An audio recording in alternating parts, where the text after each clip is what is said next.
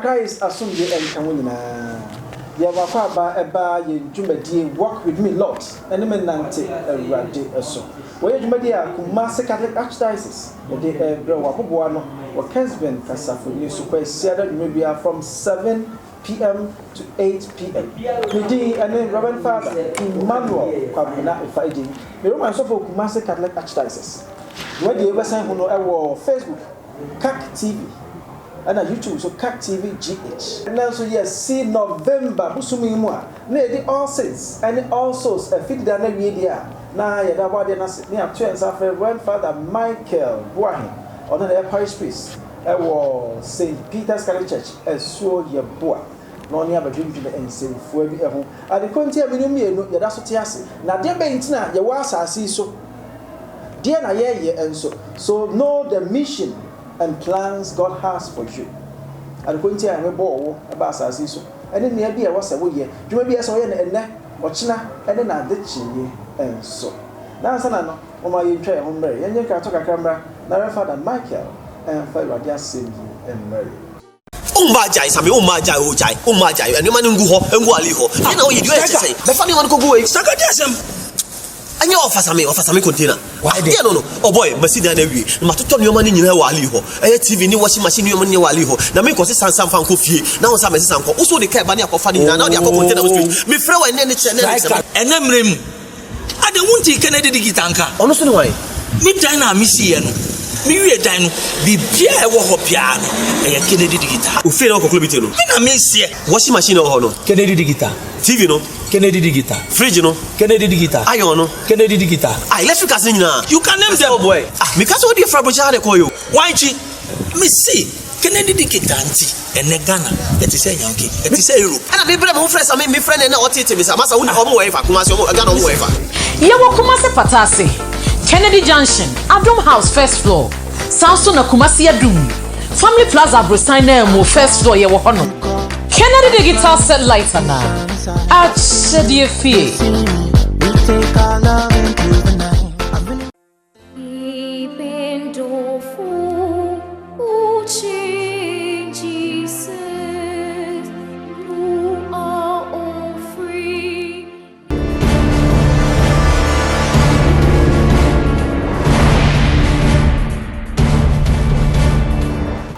Nyame ejano eni obano eni sunsum kronkoni dinu nyame ni aban kese kwasiada nwumre nso yede aseda emma wona wakra yen enne kwasiedi rewa ensori ahodo emu da wasese kwama yenya akwanya se yentena wona ase na yensua wase Mary ne Martha efa wasem no na wo kan se Mary afade ye onji emfri ni nsem wasem ne na se kania ye kwan so ehan ma ensi ye nam dwumadie so twe wo mabata wo ho sedebe wasem be ye wo kwan so kania de ama wo bra kwantuyi na wo wanyini afri adomu akọ adomu enne nwumre nso nyame won kronkro kyerɛkyerɛ ye ne na yenya aba emfiri Awurade asem yi emu da wutie ye nenso watie ye de ahia asem ne asedai the fa Jesus Christ agenkwa no so ono nyame agya ne sunsum kronkro na tia sidi nyame befo a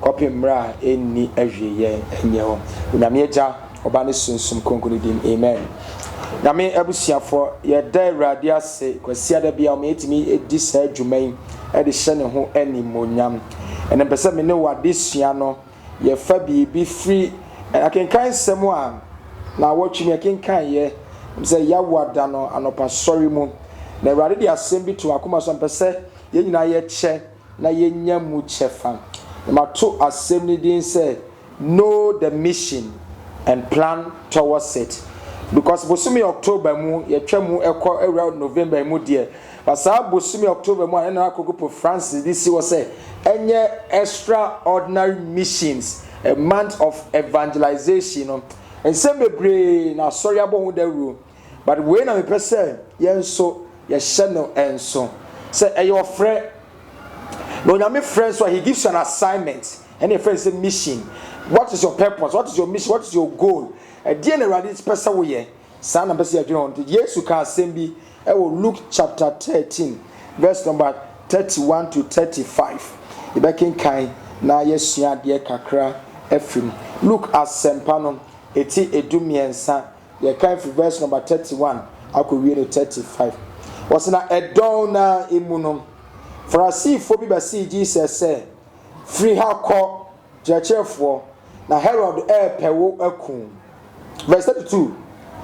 Na Jesus says one say Monko kam kire sakraman no say hwe me tu ahomone me sayade enne ani ochina na de chie na mawie amen.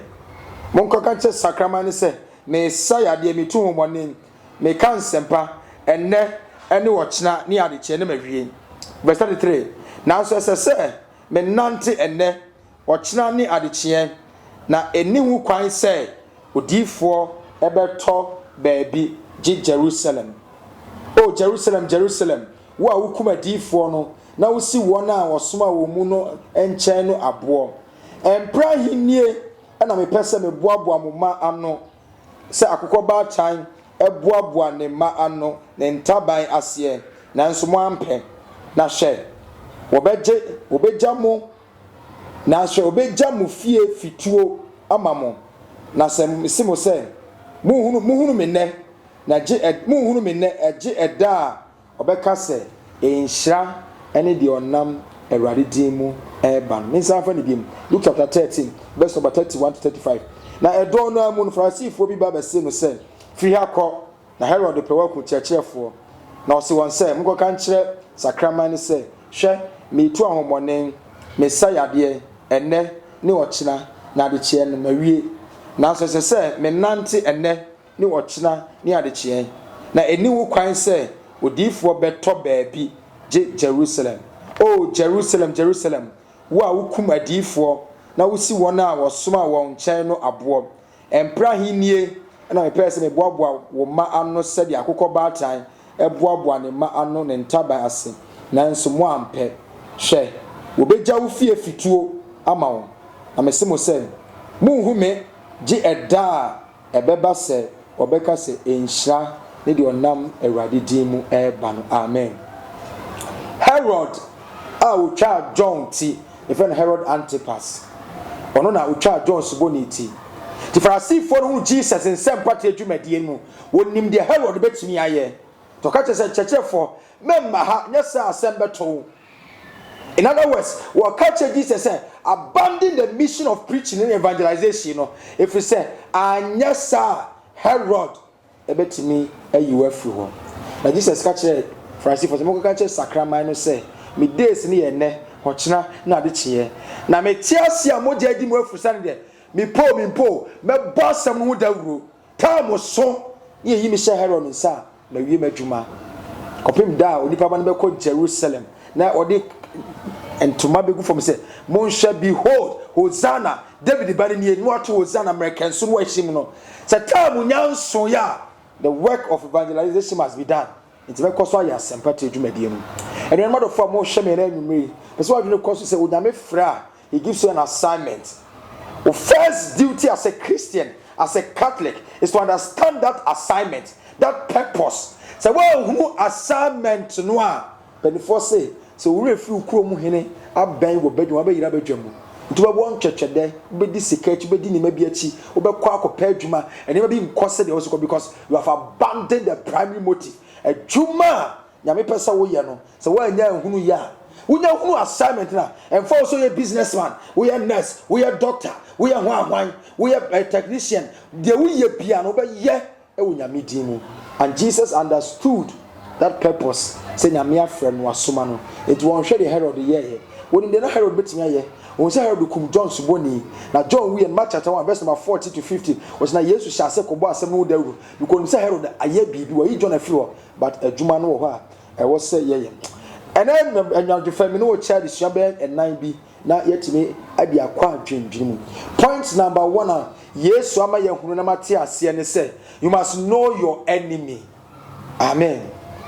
Because enemy, your enemy within and enemy without. The greatest enemy of man and Christianity is sin. Bonne. To Jesus bear we are was not the big any party or when you or accommodate any brain or any kun or die or could you. He did everything man can do but wanye boni because oye boni a wo nsama ti wutie me na nwumre na wo hwe me a the greatest battle I was of fighting is your battle to overcome sin. Are you fighting to overcome sin? And now one normalizes sin. A normal, be a yebi. It is okay. I may cry my year fast, my bomb pie. I go to watch night. When I'm a prophet, when I'm a dinner chi, when I'm in nam, master I'm a koni, master papa. Don't waste your time about sorry in my name.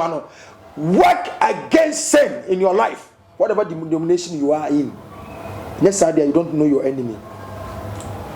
The most dangerous enemy are war.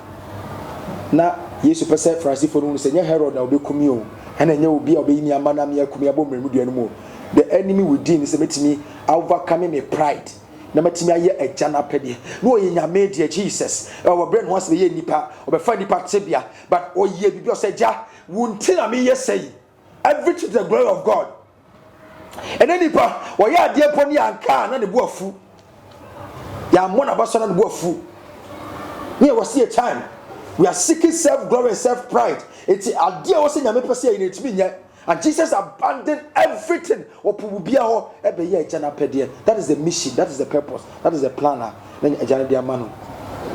It's me no me no. We must know our enemy. And don't time for him. I'm on Utifia. Or can we add the onion fentia? Or can once man out to check your own yenti? Or complaining about one ya on the yakano. Or no enemy. It does not like your lifestyle. The way on him and one pet to account was him. Also, pet the also preaching to account was him. But on your enemy, your greatest enemy is sin. So understand what sin is. To know your enemy is your assignment. And yama away muno a year time for. A tree free now coupon bosse, and then Yami Passia. While boy man, God created us for himself. Our souls will continue to be restless. You ever one church, one church, Abrabumu. This year, who say I'm in a boy, near Dinamiachi. Because one year, Yami Passia, you can't find fulfillment. Cars, ties guasia, engine, then petrol womb. Diesel will be a kama lubricated ya change or your service can. That's the car this one in two can home minor. It has to run. The tires must find something to do. It must connect to the injectors. I say where you BP. It must serve humankind. It's a car now yet dear. Well yeah man and nipa man so one to them more. The car cannot find fulfillment. It's walker. And many of us are abraboni so because we are not discovering God's mission for our life. You will see a time will be to know your enemy. You will see a time when never be brave home, but the Benya media 1 year quadro. Me be a Bible one man, me so me rose one my bread, me yes, me bomb panels, me take that, but me share TV, I get extra energy to watch it. It's only that I was somebody share TV, no, me tiny so hours, no, to reading my Bible. I said, me Brennan could be a me koda, like my share episode be better, I could be my kamakoda.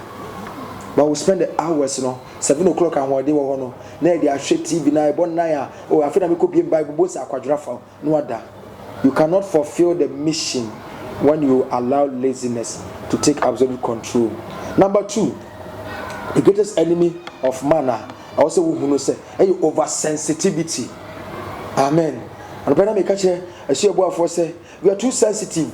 It's a new be cried to feel no be to a beer. Near Jenny Bonnie Mano. We waste our precious time. I also can dono near the fire. We are too sensitive. Me yes of will be a dear Sorry. Number Jesus sorry matter. I'm too oversensitive. I must allow myself to be shaped by 4 comments. Eti me na mabonti se dwadini na obi kura ba me store na obeto ade na bia oye ne bia obeifo what be to me store so na ba judge no. I can't even open my heart to laugh. Me no biem over to sensitivity. O ka che Jesus say Herod dey pe watching. Na so se ma me nyema dwuma enemeye o kira me ya de chemeye. E time so na say Herod also watch me. Won me. I will fulfill the plan. I will not waste my time. I will attitude in near bia. Herod do danity. Asori mu awo adwuma mu awo ye kriticize kakra bia enipa bia obi no agya yo. You cannot fulfill the mission so when you are too overly sensitive. Because microphone di what microphone kasa ntia wo. But don't pay attention too much attention to distractions. For as if was church for Herod nya obeti wo Johnny free ho one waste time. Was say na me ye adwuma na ha na maduro. Me talk so ya time so a the nansa so and baby so be kwa Jerusalem. Ye be chime ye be to Hosanna be kasa say mmremu diam. Ye be say asenu an so mewu the nansa so me sorry but I'll fulfill the purpose. Don't be overly sensitive. I want you to be a winner. It is your enemy.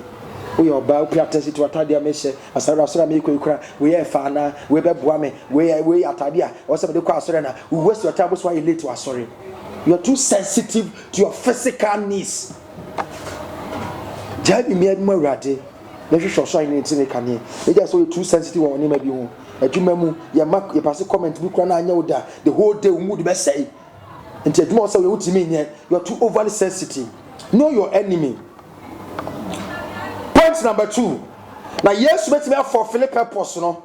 Was it Jerusalem? Jerusalem, person boa man no said I go back to what Jesus must learn to do, and I yes to be said. Say would name wo enemy dear. Know yourself. Amen. Because what we want, we be more adwuma ye. For as if for Jesus pe kura adwane free ha. It we can out the we can out the why na afro nyame na afro. Know what God wants you to do. Say the nipa mu abem. Nipa betima discourage you. Nipa betima cancel my nyamfa. But when you know yourself and the plan of God for your life, nyame ahye bibia ma. The plan is so simple. For God so loved the world, He gave us His only begotten Son. What in the banner might say ye tie no na ne donu ntena ye mu. Mit Matthias here. Tina nyame domu. And share the one some year, because why you ma, and read the bay for be because why you ma. This as he can say, the Father works. John chapter 7, John chapter 5, verse number 70 was as the Father works, so do I work. A Johnny Yen, I'm saying Yen Numa. A Johnny Yen Numa. It's a focus on yourself, the Yami Pesa and the plan of God for yourself. I bet what I'm waiting made in Kunim, I will black to him. Or of war, the Usu, who do I show. We are Bema worry for, Ba worry for. We are Brantia, we are Babawa. Life is not about enjoying and making fun. Jiwani P Sabi, joy is God's gift. Mwaninye, but say would you be so now we feel Yamia or Bow, or say Kayami or Mranti Brim and the Bonnie Beba. And I catch Peter said, we are Brantia Peter, which we call a Biawako, and never Ubeni, or so a sinner, or never could be a Wonko Yasha. Or so be crafted in that cassa tente or phobia beautiful. Why am I? Nana una day no. He can go, baby, or so could be our funny or any coin a diane. And to him, why Shena or of war, know yourself and God's plan for your life. Point number 3. Yes, be ye Jumano, because he's ready to be humble and yielding to God's spirit. That will be yielding. A crime driver ni will be general no see kwa no atwen no akọ what is him now what is secret when yield you yield for the other driver so they can nko bom anu na yam tiasie no wo ka se bia wo jemu ma ne ka yes wo agimi wo de onko ka bi kire ma me fo promote sade wo moma mu ha wo de onko yo bom nko bom mu bi akra ne boy ne mu nko akọ ne mu a ka wo san nko me san nko bo no obafie se bia be ka se nya hwe jama ne nka Usudo ejimi de kone no koko. Ya kwa kusiba ma de chenwa sa ko toparama no. Orofo, you must yield to God's spirit. Yesu ka kire wo mo se ena me ye adwuma kira me ye adwuma de kire me ye adwuma. Herod mu da mu ka kire se me de na me wo ho. E kira me sane nsam de opa bia on fa me nye but eja wo frɛ me no minim de obetimi aye. Ne na asa so be nyane me. Can a Christian behave like that? Catholic ni obetimi nya gidi se nyame a osom no ye kase. Dobi pa bia wonye ba me de minyame na me di nachi. I know him na me de me pe nyina ahye no. Mary ka say hwe Awurade afra me Awurade de waka ne nye ho ma me. Let God's plan be fulfilled for your life. You must yield to God's spirit. Awurade wo mse manye we. Wo de jam mo mfa japade a ye che. Mo mfa wo de edan ye mfa nhye wadaka ho asase ye fa hye wadaka. No kra wo justice wo talk about it. Kan wasem eye media me na na de jam me. Wo kan no wachi wasa. Che. But a true baby also jam mo kan no mfa. You must yield. Jesus be jani pima Herod. Antipas or Charles John Subonistino. Na the obeso yebiano, but my that's the answer so no. When Jesus resurrected from life, life will be different. was not due for no so what to move. There's a general fin. The life of a resurrected person is far bigger than the physical life. It be beyond stopping the view. It's a Daniel to do for no to what to improve. Jesus are more cocoa. Yankas and I don't find a buyer and once it's sometime. The resurrected body is more powerful and glorified. To me, it is a radiant, the radiant show and munyam.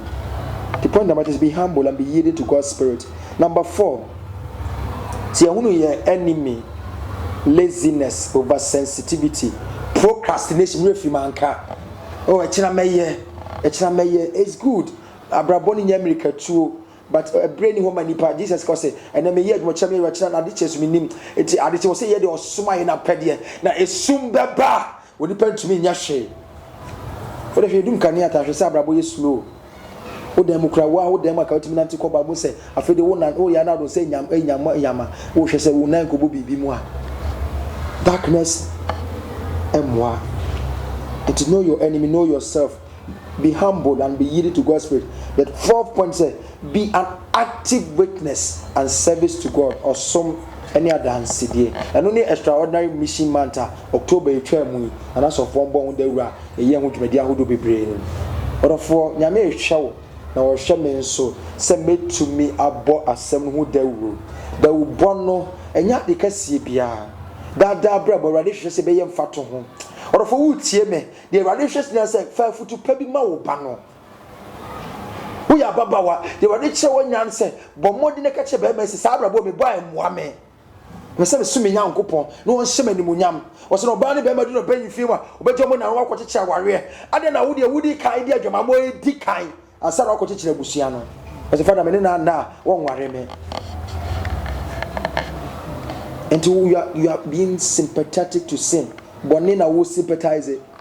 And Father Bremen or Bre, Michelle said, we see Brea, and they said, we see Kenya, but now, meaning be better on so. Don't permit sin and allow sin. But don't deliberately choose sin. Say, oh, Father, may you be the abuano. Don't help people in sin. Help them to be holy, just as God is holy.